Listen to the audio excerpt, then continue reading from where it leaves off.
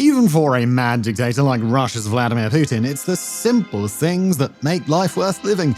His favorite fish soup and Russian pelmeni dumplings, a game of fetch with the 6 dogs that have been gifted to him by various world leaders, and once a year, a fucking massive military parade. On the 9th of May each year, Putin and a wide array of world leaders travel to Red Square to commemorate Russia's World War II victory on Europe's Eastern Front, as thousands of cadets, hundreds of vehicles, and dozens of thundering aircraft all pass by. But this year, Vladimir Putin's big parade is going to be a disappointment. No military equipment, hardly any foreign leaders, all under a telecommunications blackout. For one simple reason, try as they might, Russia's military has shown that it cannot reliably stop Ukrainian drones from raining fire down on Moscow itself. Vladimir Putin will have to endure the 9th of May this year with all the strange melancholy of, say, US Senator Lindsey Graham wandering alone through Disney's Magic Kingdom. But as frustrating as the day's affairs might be, they're only a small fraction of the mounting problems that Putin has to deal with.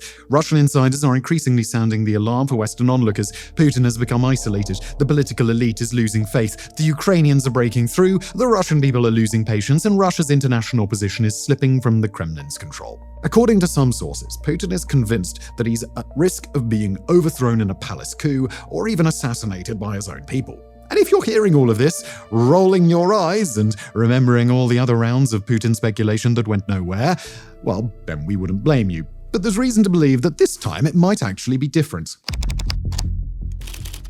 Before we get into the details on Putin's sticky situation, we'd like to draw your attention to the date that this episode is released. Right now, as this episode is published, it is the 7th of May 2026. Russia's Victory Day celebrations are scheduled for May the 9th, albeit a mere shadow of the usual festivities. To be clear, here at WarFronts, our team does not know what the 9th of May will bring. But if you're watching this episode in advance, keep an eye on Russia that day. The threats Moscow will face on Victory Day are a symptom of one of the many problems Putin is facing, but the biggest problem is something else entirely. According to a growing list of Western news reports informed by Russian insiders and corroborated by Russian exile outlets and the European intelligence, the ultra-rich Russian elite is beginning to fracture in its support for Putin's leadership. The problems supposedly causing the split have been festering for a while. International sanctions and other forms of pressure, economic malaise, a lack of faith in Putin's military advisors and decision-making, and more. But the trouble really intensified in late March when a lawyer, a staunchly pro-Putin Kremlin insider named Ilya Remeslo, seemed to snap. In a long post uploaded to Telegram called 5 Reasons Why I Stopped Supporting Vladimir Putin, Remeslo criticized Russia's invasion of Ukraine, lambasted the Kremlin for economic damage to Russia and its people, and fiercely condemned mounting restrictions on the internet and other digital freedoms. Holy shit, I would stay away from balconies, mate. Quoting Remeslo, bottom line, Vladimir Putin is not a legitimate president. Vladimir Putin must resign and be brought to trial as a war criminal and thief. Now, for anybody who follows internal affairs in Vladimir Putin's Russia, the only unusual thing about the Kremlin's reaction is that, as of the time of writing, Remeslo hasn't yet fallen from a 15th-story window or committed suicide with 20 shots in the back of the head, or developed a sudden allergy to his tea, or had an unfortunate chance encounter with a block of radioactive polonium, or patriotically enlisted in the Russian assault brigades, or...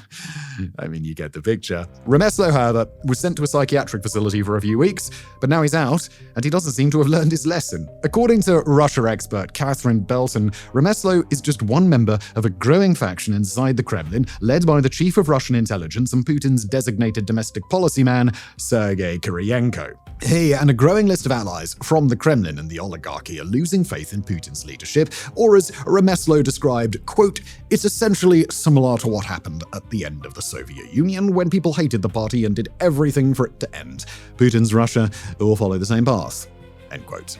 According to a pair of new reports, one via the Financial Times and another via the Russian exile outlet iStories, Putin is keenly aware of the troubles that face him, and he's not taking it well. Even in the best of times, Putin has long been known for his paranoia, but now he and his bodyguards have taken his security to another level. Per the Financial Times, Putin's staff are under constant scrutiny. They live with surveillance in their own homes. They can't use public transit, and they're not allowed to bring mobile phones or other internet-enabled devices anywhere near Putin himself. The Russian leader now lives primarily out of underground bunkers, moving across the country frequently and avoiding his residences in Moscow and in the northwest. For the most part, he only meets with a small handful of high officials, all with with portfolios that include work on the invasion of Ukraine, while many of his other deputies can expect to go months without ever seeing him. While his fears are motivated partly by the knowledge that Ukrainian drones are reaching further and more frequently into Russian territory, he's reportedly very concerned about the possibility of an internal coup orchestrated by his underlings or even an attempt on his life. And Ilya Remeslo is far from the only Russian who's started to publicly criticize Putin's rule. Ordinary Russian citizens are doing the same at an unprecedented scale and with an unprecedented level of honesty about the troubles they face. The one who's had the greatest impact by far is Victoria Bonya, a Monaco-based influencer who published an 18-minute address to Putin in April criticizing many elements of his leadership. Hundreds of Russian citizens have followed her example, complaining about Ukrainian attacks on their cities, sweeping internet shutdowns, economic malaise, and a long list of other grievances that in normal times they wouldn't risk mentioning online.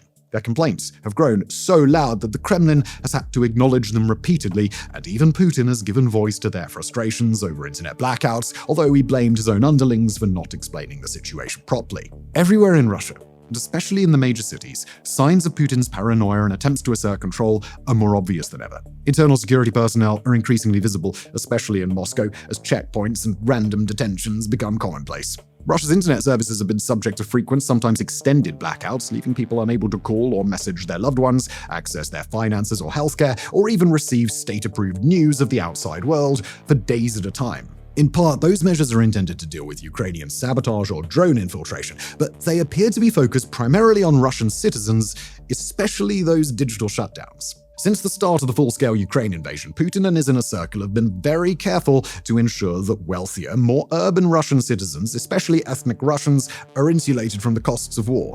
But more and more often, that is just not possible, so restricting their ability to discuss the situation might be the next best thing. As for the costs of war, well, that's Ukraine's purview, and in the spring of 2026, Ukrainian forces have captured some serious momentum. Granted, the front line is hardly moving. Russia is losing just a hair more territory than it gains month over month, but neither side is taking much territory at all, and Russian forces have managed to pressure Ukraine's eastern fortress belt. But the relatively stagnant state of affairs masks a deeper problem. Ukraine's drone technology has recently gotten much better, and that technology is being used to strike deep into Russia's backlines, disrupting Moscow so completely that its feared spring offensive has now fallen flat. Closer to the front, Russia is having to throw away incredible numbers of lives for even less territorial gain than usual.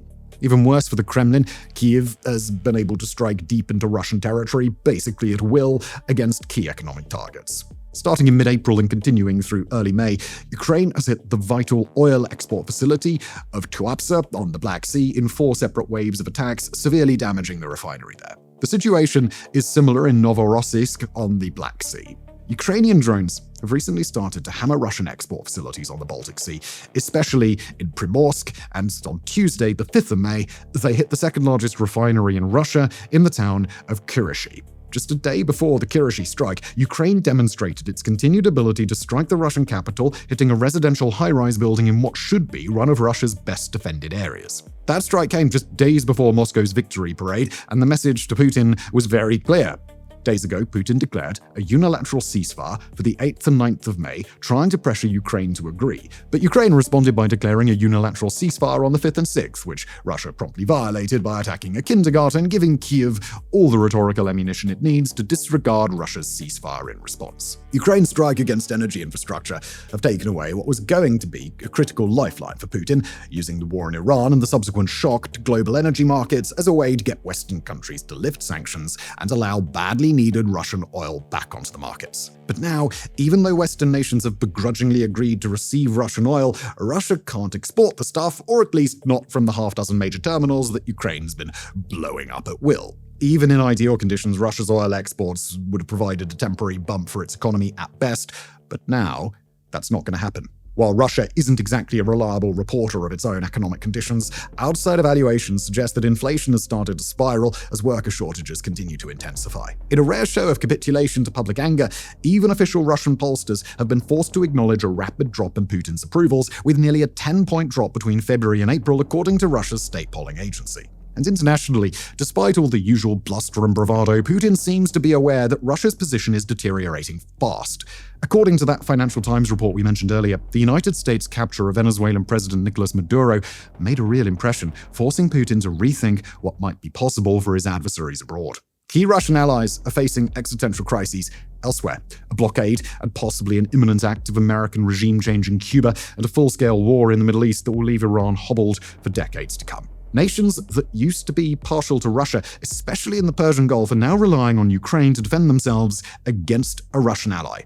In Europe, Putin has lost the option to lean on Hungarian leader Viktor Orban, who was unceremoniously ejected from office a few weeks ago. Even in Africa, things are getting worse. After years of direct support through its paramilitaries, Russia's ally Mali has been devastated by a series of coordinated insurgent attacks, and the nation's leader may soon drop Russian support to welcome an alternative from Turkey. China remains a partner for now, at least relatively speaking, but Russia and China both know that in the long term, Russia's not a critical ally for China. It's on the menu. Now, before we get into what all of this means for Vladimir Putin, we'd like to take a moment to shout out our free, twice-weekly WarFronts newsletter. Every Tuesday and Friday, we brief our newsletter subscribers on the rapidly evolving stories that we're watching from across the globe, conflict updates, geopolitical shifts, evolution in defense and grand strategy, and more. Subscribers to WarFronts Weekly actually knew about this very story on Tuesday, plus updates on Iran, Mali, Sudan, Syria, Yemen, Germany, Mexico, and more. We keep you busy. You can sign up using the link in the description, or you can head to our premium subscription service, fronts.co, and sign up and read prior editions of the newsletter to find other expert articles that we share for free. The WarFronts Weekly newsletter, as we said, totally free, and if you want to sign up to fronts.co, well, that's just $5 a month or $50 a year. It also helps us preserve our independence, expand our team, and sustain our free offerings via WarFronts, Homefronts, the newsletter, and more.